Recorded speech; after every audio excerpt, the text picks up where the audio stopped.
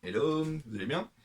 Donc bonjour à toutes et à tous. Une vidéo dans le cadre du workshop Vive de ses projets que j'organise le 1er décembre. J'avais fait une première vidéo avec quelques bouquins qui peuvent aider lorsqu'on veut arriver à vivre de ses projets. Et comme promis, voici une deuxième avec d'autres bouquins. Et même si vous venez pas au workshop, bah, ça peut faire quelques bonnes références de bouquins si vous voulez vous lancer aussi. Le premier que je citerai, c'est Anthony Robbins. Alors, lui, il est très connu aux États-Unis, c'est une espèce de grand gourou du développement personnel, comme ça, qui fait des immenses conférences et colloques. Il a écrit plein de bouquins, fait plein de vidéos, etc. Le bouquin que moi j'ai, c'est Awaken the Giant Within. Euh, Très très intéressant, entre autres parce qu'il est très pratique. Je suis pas trop dans le développement personnel un peu abstrait, mystique. J'aime bien quand c'est un peu concret, quand ça passe à l'action, quoi.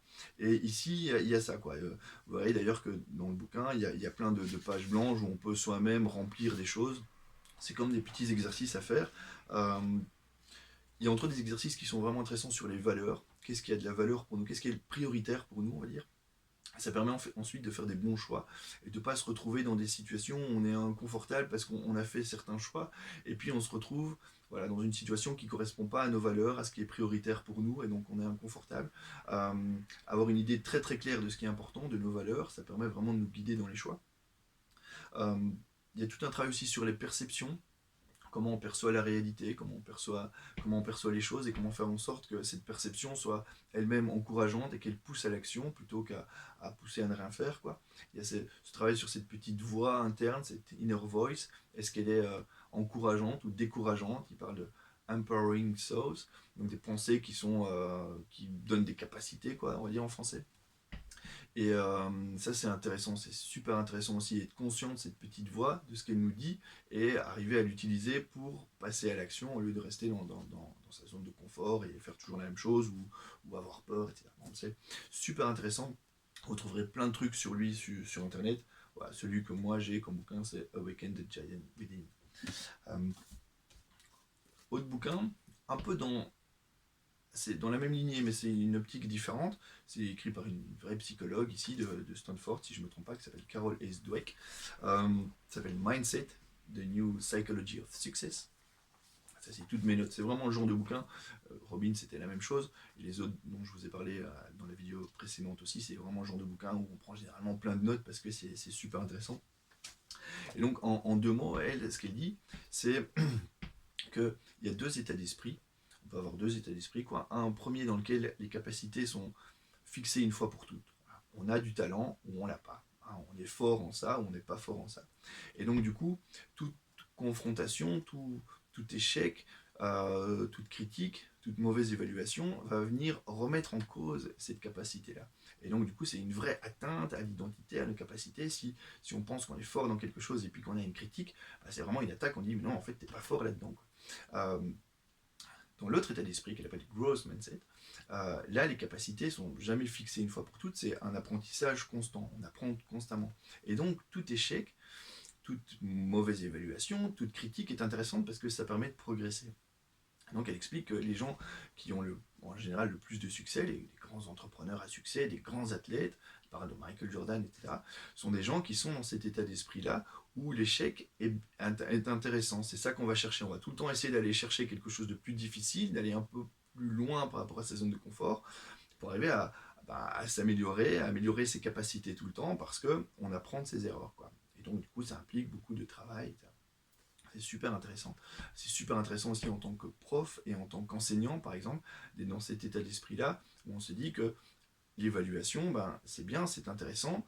Il ne faut pas essayer de choisir toujours ce qui est le plus facile pour ne pas se remettre en question. Il faut au contraire essayer de choisir toujours ce qui est le plus compliqué et utiliser les échecs, les mauvais points, etc., pour s'améliorer constamment. Et c'est intéressant, quoi. Si on arrive à mettre ça dans la tête des enfants, que finalement, avoir des mauvais points à l'école sur une interrogation, par exemple, c'est bien parce que ça permet de savoir où on s'est trompé, ça permet de ne plus refaire la même erreur, ben c'est génial, plutôt que de préférer toujours avoir des beaux points parce qu'on est toujours sur ce qu'on sait déjà faire.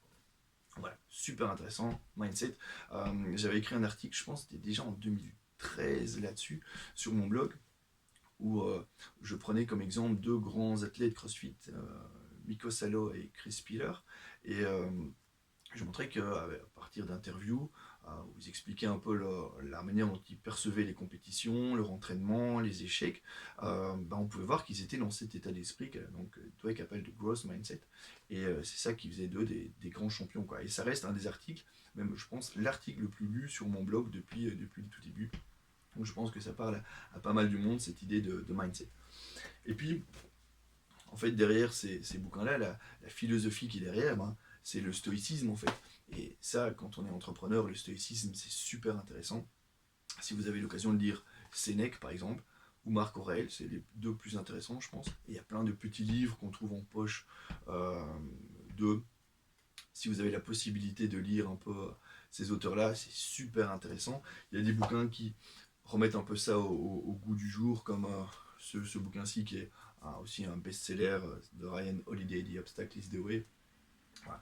Le stoïcisme, c'est, on va retrouver souvent la même chose en fait, c'est comment percevoir la réalité pour que ce soit positif, constructif, encourageant.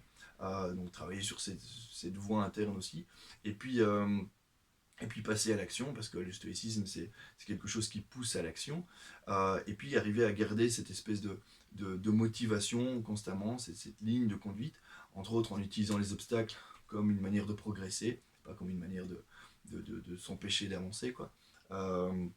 Donc ça, c'est super intéressant. Et il y a aussi quelque chose de très très intéressant chez les stoïciens, c'est l'idée de se détacher de tout ce qui est inutile. Ça, c'est super intéressant pour les entrepreneurs.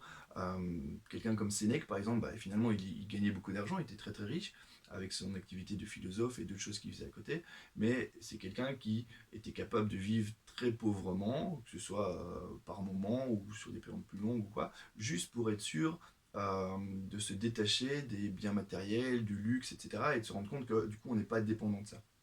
En tant qu'entrepreneur, ça peut être super intéressant aussi d'arriver à faire la part des choses comme ça entre ce dont on a vraiment besoin et ce qui est finalement superflu, artificiel. Voilà. Bon.